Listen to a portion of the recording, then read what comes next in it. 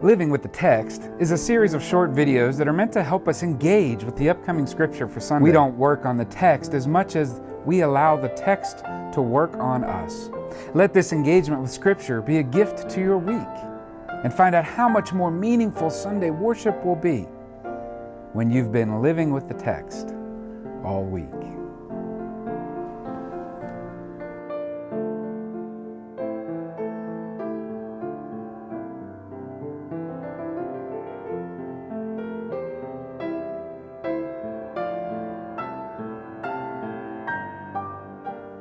Well, church, we are on our way to Bethlehem. We are gearing up for the Advent season. Advent means coming. And in the church life, we set aside the 4 weeks before Christmas to prepare for the coming of Christ at Christmas, the prepare for the coming of Christ again, and the preparing for Christ to come into our hearts anew. Advent is a special time in the life of the church and one of my favorite times. It's actually quite interesting, though, here in America, because as this releases on Monday, we're not thinking about Christmas because we still got to get through Thanksgiving. And so I wish you and yours a very blessed and happy Thanksgiving. May your feasts be rich and abundant.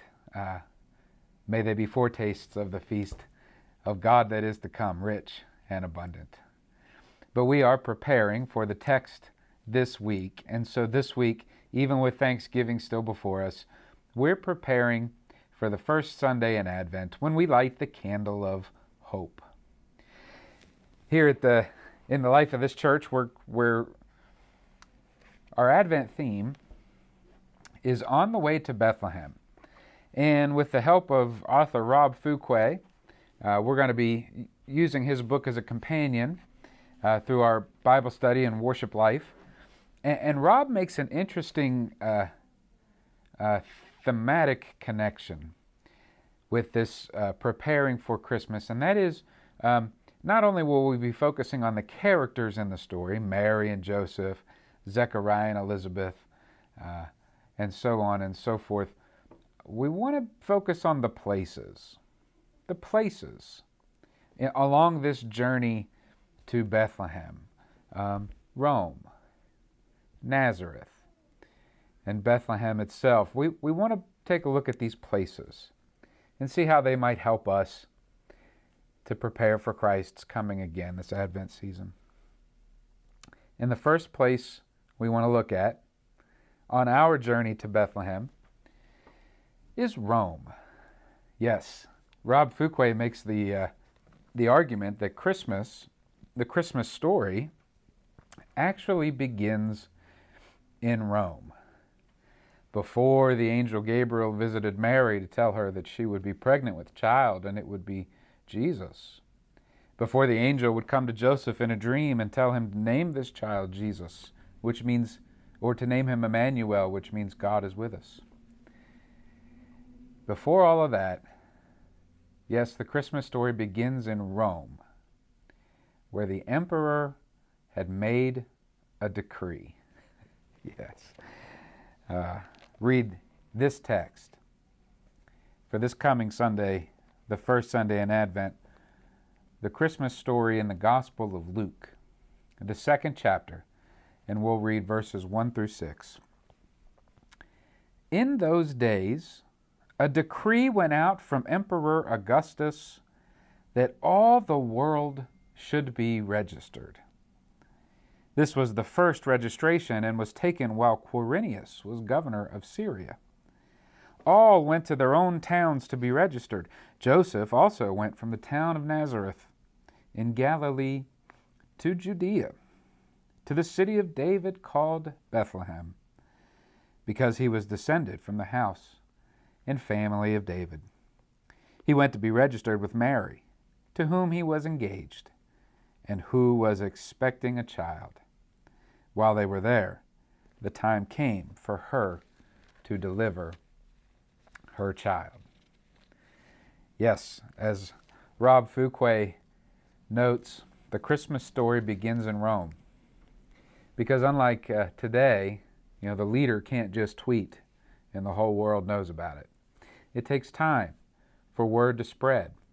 So again, possibly months, possibly even a year or longer, would it take for a decree from Rome to spread out through the whole Roman Empire? It would take quite some time.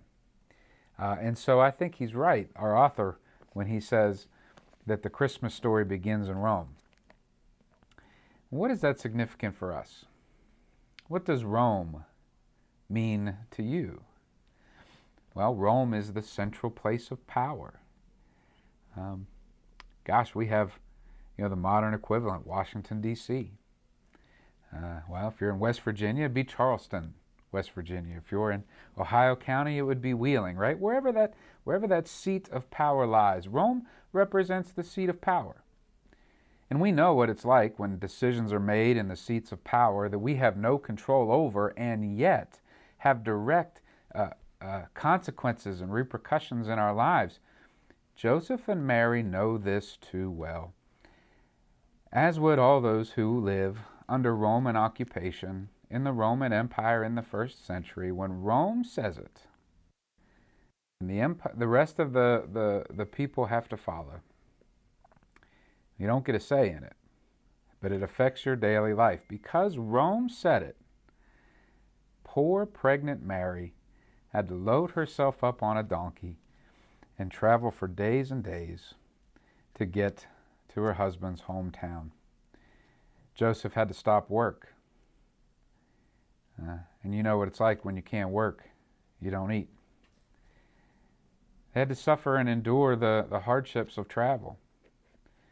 They had to give birth, to go through labor pains outside of the comforts of your own home. And as we know from the story, there was no place, no room for them in the inn. All this had taken place because Rome said it, because a decision 1,000 miles away had direct implications on individual lives.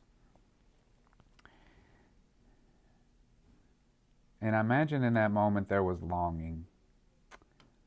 Longing, yes. As we light the candle of hope, I think we're called to be in touch with our longings. For the relationship between longings and hope, I do believe they're connected. Do you think Mary longed for her own bed? Do you think Joseph longed for a day when he wouldn't have to lose work and where he wouldn't have to turn his whole life upside down because the government said so? Do you ever long for something? I know people whom I love right now who long for their cancer to be healed. I know people right now who long for meaningful work and enough of a paycheck to make a living with a little left over to save up.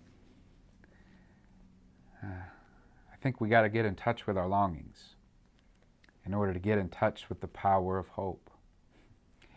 Yes, maybe that's a question we live with this week, is what do you long for? What is it that you hope for? Does God know something about longing? Yes, that's the real question as we get in connection with our own longings, is what is it that God longs for? God longs for a day of peace. I think God longs for a day when war would be no more.